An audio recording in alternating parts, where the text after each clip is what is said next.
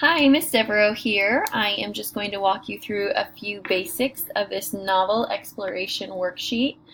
So at this point we have covered 5 weeks of grammar rules, and now we are going to start applying those rules to your writing and to your book. So this is just kind of getting you thinking about what happened in your book so far. If you have not yet finished your book, you need to do that by the end of this week, because next week we are going to be having our conferences where we will be talking about your next steps for the class and planning out what you're going to end up doing for the rest of the semester. So you need to have your book finished before we have our conference. That doesn't mean that you need to put off scheduling your conference until you finish your book. That means that this week it's pretty light on work, so you need to finish your book. Remember, you got to pick your book, so you need to make sure that you are reading that book. Okay? Some of this, well, most of this actually you can fill out without having finished your book, but the next assignment will be a little bit more difficult without finishing your book, and definitely our conferences will be more difficult if you don't finish your book. And again, I don't want you to put off having your conference with me because you haven't finished your book. This conference is super important because it's where we're going to plan out the rest of the semester. So you just need to make sure that you get your book finished.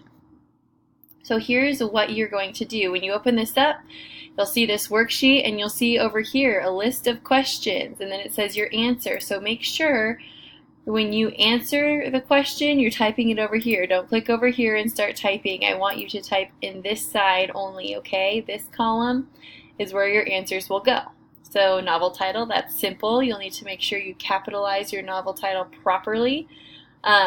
You don't need to capitalize words like a, and, of, the, if they're in the middle of the title. If they start the title, you need to. Otherwise, don't worry about capitalizing those words. Generally, your book title will be capitalized properly on the cover of your book, so just copy that, okay? Then you're going to put your author. You need to capitalize the author's first and last name, and you need to spell it correctly. Again, that's on the cover of your book. Okay, now we're talking about setting. So, when does your story take place? We're talking about a year, a time period, a decade. Some of your books might just be set in the future. They might not give you an exact year, but you know that it's set in the future. Okay, some of your books are going to be set in the past, and you're going to get an idea because of the way they talk, the way they dress, the issues they discuss. You'll kind of have an idea of a time period, so maybe the 1800s or 1920 to 1940 or whatever. Your book will generally kind of lead you in a direction, so you know if you're past, present, future. Some of them will give you specific dates and years that they start on. It all depends on your book. One book that I can think of, just because the room I'm sitting in has the whole collection sitting there, is the Harry Potter. It doesn't necessarily give us a year, but based on the clues that are in the book, you kind of know that it's happening currently. Just that's kind of the way it's set. So you are going to have to maybe make a judgment call on when it's set. Okay? Otherwise, it might just tell you, but you will need to determine that. Okay, the other piece of setting, when we talk about setting in a book, is not only the year, decade, time period it takes place, but it's also where physically your story takes place. So your author might give you somewhere like Wichita, Kansas. So something specific and detailed. It might be in Europe. It might be on a spaceship. It might be in a castle. It might be on the Great Plains. Okay, so your setting is it's going to be very different depending on the book that you chose to read. So you just need to write kind of where your story happens. And it doesn't necessarily have to be somewhere that we could actually point to on a map. Just where your author says your book takes place. Okay, the main character, so the person that we are following through their adventure or their story.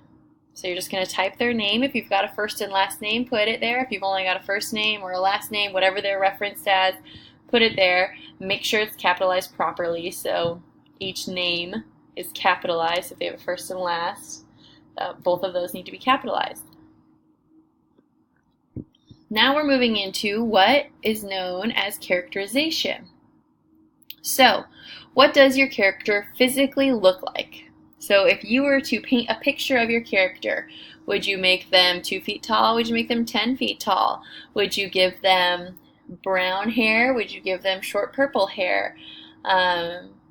Your author is going to, and it was probably in the beginning of your book, where you got kind of a physical description. It might be eye color, it might be the way they dress. It's not going to be the same for every character in every book. But their authors always give you a few telling details about what your character looks like. So you might have to go back to the beginning of the book if you can't quite remember. But if you've got a pretty good picture in your head of what your character looks like because your author spent some time doing some good characterization, and they include a lot of good imagery, so imagery is writing that can paint a picture in your head, then you just need to kind of write out, and it might not be a ton. Okay, not every author is going to describe a character from head to toe, but they will give you a few details so that you have a good idea of the character you're following around. Maybe your character's not even human. Okay, maybe it's a dog, maybe it's a monster. So you just need to describe what your character looks like as far as you can tell. Okay.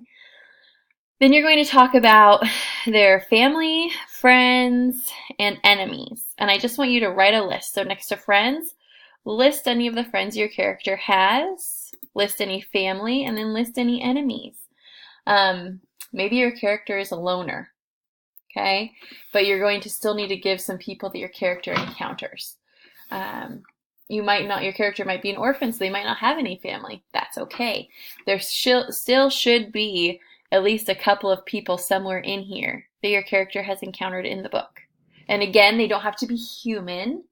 They might be animals, they might be creatures, they might be made up.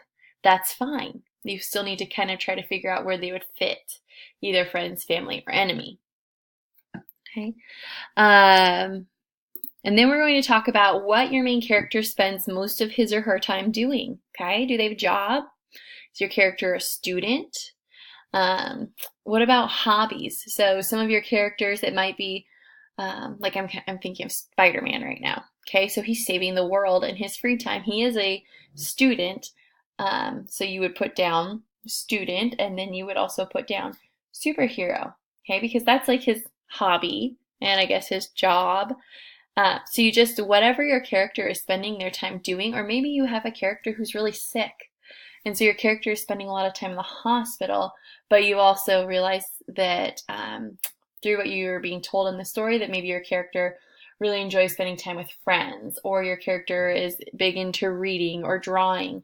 Part of characterization that your author will have done in your book is they will have told you things that your character likes and doesn't like to do. And it might not be just a direct list, but if you think about your character and what they spend their time doing, okay, that's what you're going to put here. Okay, and the last element we're going to talk about in the characterization is, what is your character's personality like? So, is your character super friendly? Do they have a good sense of humor? Are they mean and curmudgeon-y and they hide out at their house a lot? You just want to kind of talk about personality characteristics. Think about if you were to describe yourself in 5 words. What are those 5 words that you would use? That's basically what you're putting here to talk about your character's personality. You might not have 5 words, but I want you to have at least 2, okay?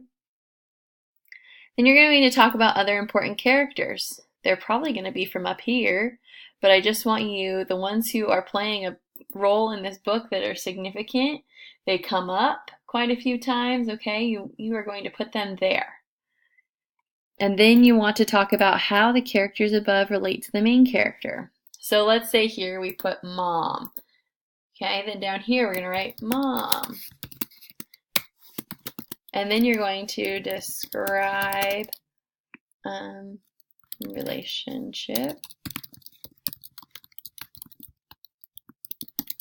Okay, so you are going to, maybe they fight a lot, or maybe they're best friends, or maybe they only see each other every other week. Okay, so just whatever their relationship is. Okay, if it's a monster, maybe the monster is only in their dreams. Whatever the relationship is to these characters, I want you to just give a brief description of that, okay?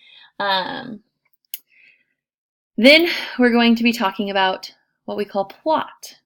Okay, so the plot is what happens in your story. And what that is just the events that happen in the order that they happen. So I want you to think about from the beginning of your book until now, what are the events that have happened that have made your story what it is? Okay, did your character start by finding out some crazy information about themselves? Did they get into a car accident? Did they fall in love? Did they fall down a rabbit hole and they ended up on a grand adventure? So what's the first thing that happened? And then everything that happened from there that has made your story interesting. Your story is going to have tons of events, okay? Some of them are going to be so small you might have not have even noticed, and that's okay. I'm not looking for every single tiny event. I don't need you to basically tell me what happened on every page, but I do want you to think about what are the things that have happened in this story that have gotten you through to the conclusion. You're going to want to have, I would say, at least 5 things here. You'll probably end up with a lot more, and that's okay. Then I want you to go from this big list that you're going to come up with here, and I'm talking everything that happens in your story, okay? Everything goes here. Then you're going to talk about what has been the most important to your story.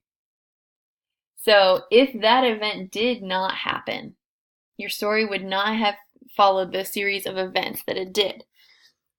Okay? So maybe your character, I'm trying to think of something that would not have been super significant. Had Spider-Man not been bitten by a spider, story wouldn't have happened. Okay? Does his hiding who he is from his aunt, is that super important?